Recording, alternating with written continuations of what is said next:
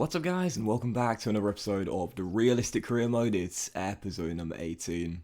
And we start today's episode to draw the fourth round of the FA Cup. As you would have seen, it went by pretty quickly. We've got Sheffield United away at Bramall Lane, so of course relegated to the Championship after season 1. They're in third place though, doing really well. Only 3 points off Brighton in second and 4 behind Newcastle at top as well. You might notice in FIFA Career Mode that the teams that go down, you know, probably I'd say at least 2 of the 3 go straight back up again. I do find it's very yo-yo in FIFA Career Mode. So last year, the teams that are relegated are the top 3 in the Championship right now. The Magpies, who are leading the way, then Brighton and the Blades as well. We've got them away at Bramall Lane, so we'll see. Ashley Barnes, for the first time since selling him last season, scored 2 goals in the FA Cup final last year in our defeat to Manchester United. And after overcoming Aston Villa, we're facing a Championship side again. I don't know what to tell you guys, man. I'm just very lucky with cup draws in this year's FIFA Career Mode save. Anyway, for the first game of today's episode here, taking on Fulham right now, struggling down the bottom of the table. Managed to keep themselves up last season in the game. Going to be tough for them to do it 2 years in a row. Took the lead early through Reece Nelson, making it 1-0. They had a chance to make it 2 just past half an hour mark. Once again, Nelson looking dangerous. I think I might be wrong about this, but I think he scored every single time we faced Fulham. He seems to really like playing against the West London side. Almost got his second goal there, 34 minutes in, smacking the post. It was still 1-0. To be honest here, I don't know how this was still 1-0 for this length of time, because I was dominating in this game. It was all Reece Nelson really Bettinelli making a great save there, then Josh De Silva denied from a close range in what was eventually disappointing in a way 1-0 victory, because we should have won this game by a lot more goals. For some reason, unfortunately, couldn't get myself a second or third. Not that it mattered in the end, 1-0 the final score, and I'll certainly take that. Still following the game, as you could see, 3 emails here. One very interesting one, and one massively significant one. James Tarkowski coming back from injury, delighted with that. Just loaned out one of our reserve players, we don't really play much anyway, to Sheffield United. And the biggest of the lot, Rico Henry, our star left-back, who of course we signed from Brentford last season. Has done very well since coming in, only 24 years old, is growing to 79 overall. And whilst I had no plans to sell him whatsoever, I've talked about this. To keep this save realistic, if a bigger club and a top 6, or traditional top 6 I should say, English club comes in for one of our players, I think it's only realistic that we decide to sell and we decide to cash in and try and negotiate a fee with that club. So Spurs wanted to sign Rico Henry, and I thought of all the clubs, why would it be Spurs? I mean, they've got so many left-backs, it's absolutely crazy. So I thought, if they're not going to be using Ryan Sessegnon, why don't we ask them to give him to us, and then they can take Henry for a lower fee? They said no, but they would give us 23.4 mil for Rico Henry. He's valued at £18 million. Again, 24 years old, means he's going to enter his prime very soon. Managed to bump it up to 27.5 mil, and that is the deal I negotiated with Spurs, which, to be fair, I think is quite a realistic fee for a guy that's taken to Premier League life quite well, but probably won't become a star left-back in the future, though he still could do. And again, at 24 years old, up to 79 overall, growing a rating this year, done pretty well in the Premier League. I think it's a realistic fee. And again, whilst I had no plans to sell him whatsoever, I really like him. To keep this as realistic as possible,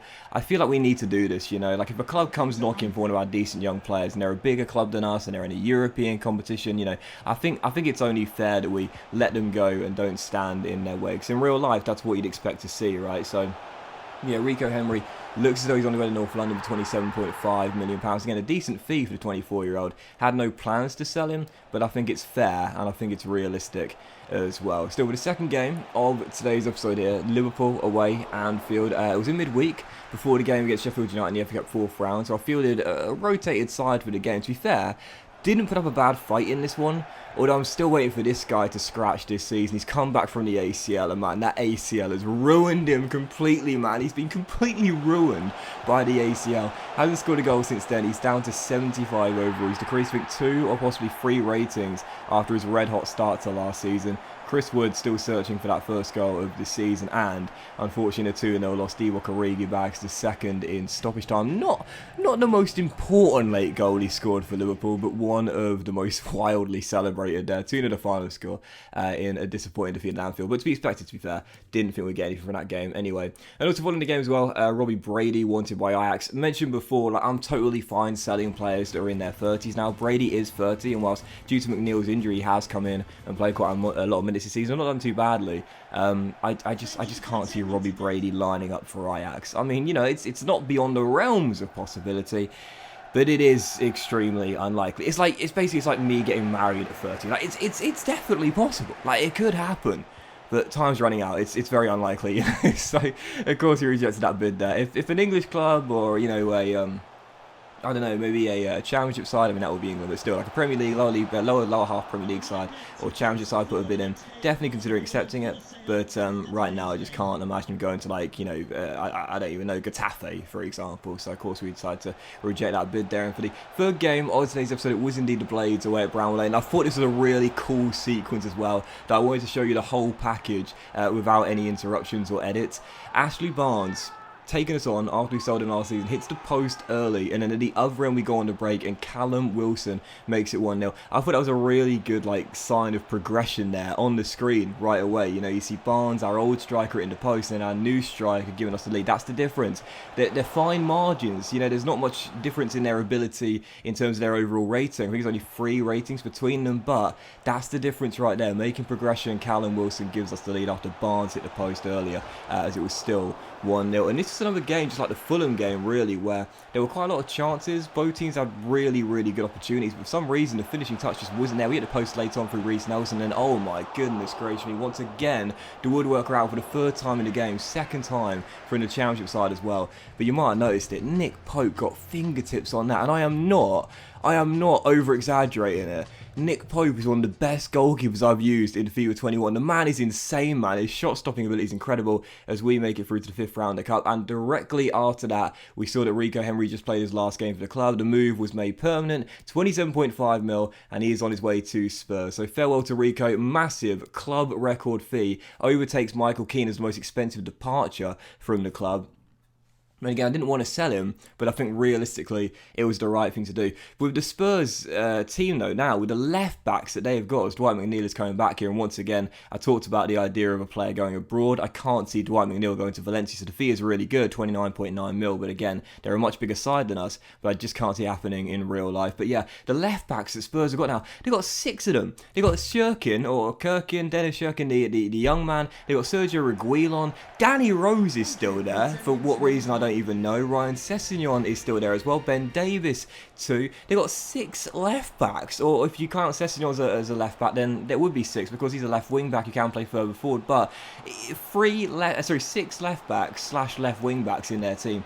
That is absolutely ludicrous. Surely they've got to sell one of them. And to be fair here, Ben Davis or Ryan Sessegnon, I'd definitely take either of them, and obviously Sessegnon is the one I would really want. So with the money we've got, we might be able to afford him, we might not be able to, but if we can replace Rico Henry with Ryan Sessegnon, I'd absolutely love that. And again, they've got 6 left backs, man.